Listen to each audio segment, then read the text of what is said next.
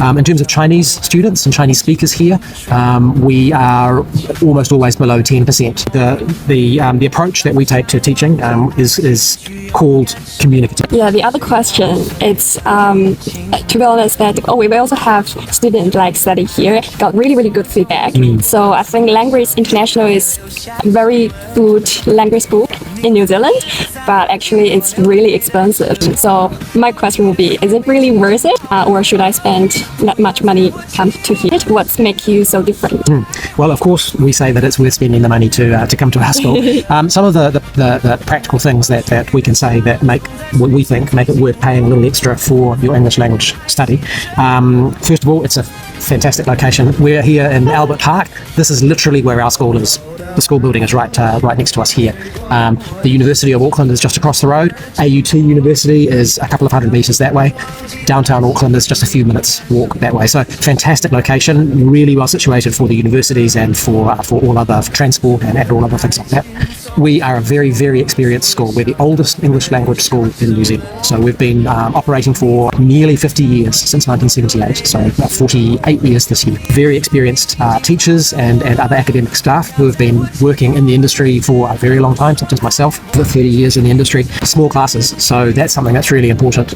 So the maximum size of our classes is 14 students, and the average is generally between 10 and 11 students per class. So you can be sure that you will have a small group with lots of contact with the teacher, lots of personal attention, and that also being in a small group encourages the students to talk to each other. So there's lots of communication in the classes. And the last point I'd say is our nationality mix, nationality balance. So we have a really good sort of mixture of students coming from different parts of the world. Generally, about half of our students come from Asian countries and half of our students come from the rest of the world. So Europe, the Middle East, and South America especially. In terms of Chinese students and Chinese speakers here, we are almost always below 10% Chinese speakers in the school. So probably just 8%. Yeah, that's right. So that's a positive thing for Chinese students, because obviously they don't want to be surrounded by and speaking Chinese outside of class. No place to speak Chinese. That's right. So we have staff, especially we have a student counsellor who regularly comes into the school who is Chinese, and so students can have the chance to get information and to give feedback in Chinese when they need to.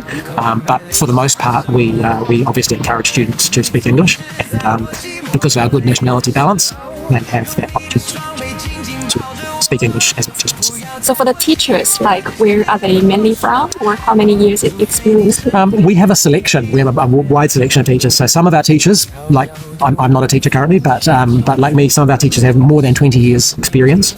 And then we also have teachers who have just qualified as English language teachers.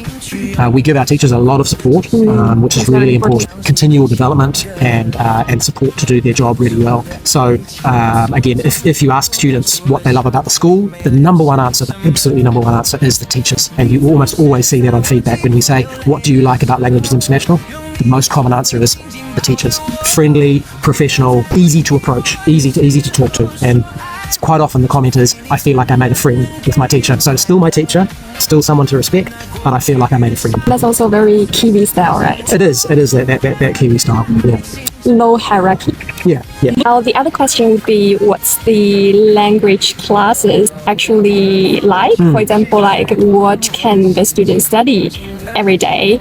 And also because I noticed that many of our students give a really good feedback on the teaching, like, delivery way. So also want to let more, like, online friends to know more about that. Yeah. For example, also, like, do they have homework?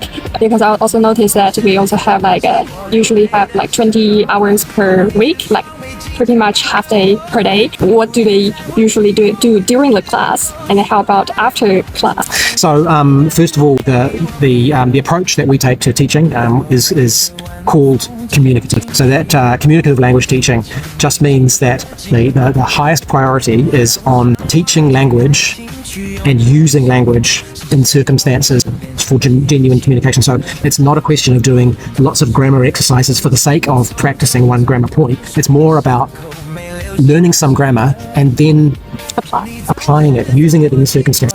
where you need to use that grammar, where it's required for communication. So that's the main point. But the approach that we take is this communicative approach, where the idea is you're using language for the purposes of communication, genuine, real communication, as much as possible. So in a language class, the teachers will present a grammar point. We'll teach about a certain part of English grammar, and then you'll do some practice of that. It's presenting language and then using that language. And there are also lots of activities. That's right. And so there's lots of activities, especially speaking activities. So I guess you'd say that spoken language is kind of the key to everything.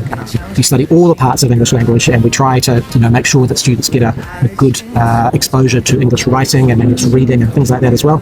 But above all, they're going to be using spoken language to communicate with each other and with the teacher. We give students a textbook, so especially for their morning class. So the teachers use those textbooks to help give like a framework, a guide for the class, and then they also use other materials and other activities to reinforce or to further practice. So how about, for example, like after class, what do students usually do, and what kind of support do you provide? Yeah, so first of all, in terms of the actual language learning, in terms of the school, we have a very important part of our school called the Learning Centre. And the Learning Centre is what's called self-access in other schools, often called the Self-Access Centre. So it's quite a big, comfortable and bright light space where students can go, and we call it guided independent learning. So the idea is that students go to the centre, and then there they can do maybe homework, or maybe just the student wants to review what they did during the day, or perhaps they need to prepare a centre. And really important is that while they're there is at least one teacher on duty to support. So that's what we do. We do after class hours, but then there's also some activities that we organise, some sort of small social activities where students can go out together and do an activity in Auckland, somewhere close to the school. So that's just a really nice chance to again make friends and to use English in the real world. And apart from that, students can just do whatever they like. Of course, they're adults. Students who are on a student visa to come to Languages International, they will have the right to work for 25 hours per week. So I would guess that probably half of our student visa students actually want to work. So they all have the right to do it. Not everyone wants to or needs to, and a lot of people can see that it's important that they spend their time doing study or activity. Do you think if they work that sometimes it's a contribution to their English development or not? So it's hard to say. We call this a double-edged sword. Yeah. So obviously, if they're working in an environment where they're using English, then it's going to reinforce their English language. But the reality of finding work as a foreign student here is that you very often end up working for a business whose owner or whose culture is the same as your mother tongue. Yes. So you might end up in a situation where you're working for somewhere where Chinese is the language. Not very helpful. Potentially. Yeah. And also you've got to be careful, because if you're working, if you've got 25 hours to work and you're working 5 hours every night, it's possibly going to make you feel quite